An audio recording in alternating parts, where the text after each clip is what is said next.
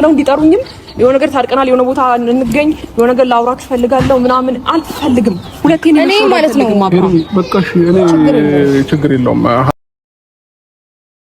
በህግ ሄዳችሁ ግን በህግ መለስም ሰው በይቅርታ ድጋሚ መመለሱ አግባብ ነው ብዬ አላስብም። አብሽ ያንተን ሀሳብ እስካስጨርስ ቆም እየሰማሁት ነው ያለሁት፣ ግን ደግሞ አግባብ አይደለም። ላይክ ከዚህ በኋላ እናንተ መሸወድ አለብን ብዬ አላስብም። ገባህ አይደለ?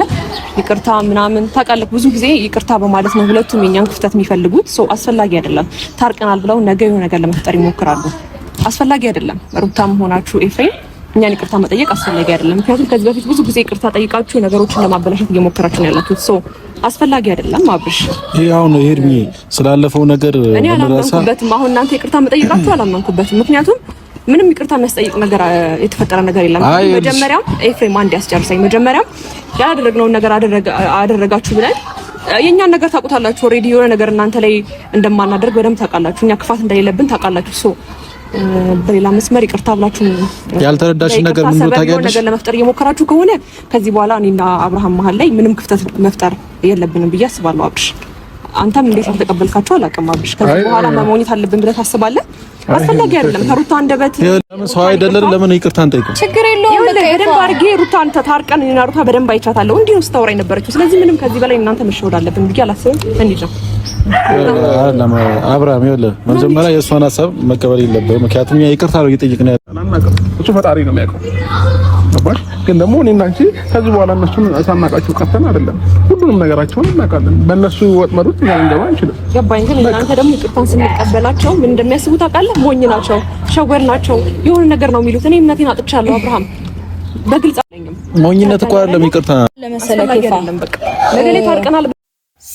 ሰላም ውድ እኔ ቤተሰቦች እንዴት ናችሁ? ሰላማችሁ ይብዛልኝ አላችሁ ወይ? እንዴት አመሻችሁት?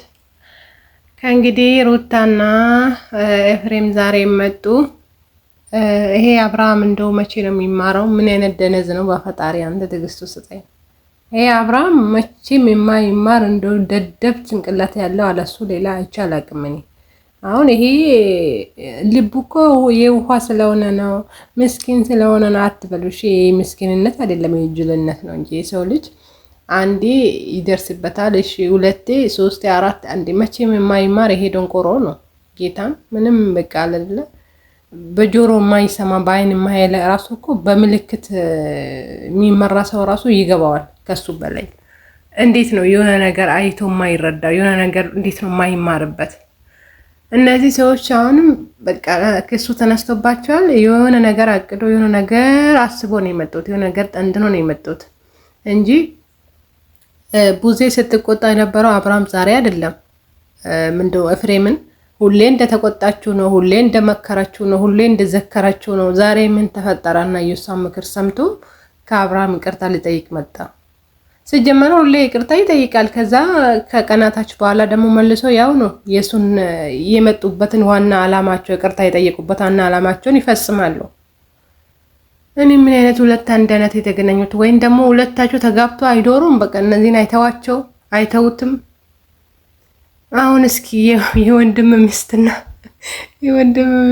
ወንድም ምን አይመስላል? ፍቅረኛሞች እኮ ነው የሚመስሉት ሳይሆኑ አይቀም። ሲጀመር አንድ ቤት ውስጥ ነው የሚኖሩት። ሄርሜላ የኔ እናት እንደው ልብሽ እንደንዳና አርግቶ ከዚህ ሰውየው ጋር ቢለይሽ ነው የሚሻለው። ጌታን ይሄ ምንም ፋይዳ የለውም። መቼም የማይማር ደነዝ ጌታም የማይገባው ይቅርታ አረግን ኧረ እባክህ ስንት ነገር አርግቶክ ይቅርታ እንደዚህ ዝም ብሎ ይቅርታ ይደረጋል? እናንተ ጋር እኮ ይቅርታ ፋይዳ የለውም። ሲጀመር እነዚህ ጋር ይቅርታ ፋይዳ የለም። ይቅርታ አረ ሁሉም ነገር በቦታው ነው የሚከበረው። እናንተ ጋር ክብር የለውም። ይቅርታ ክብር የለውም።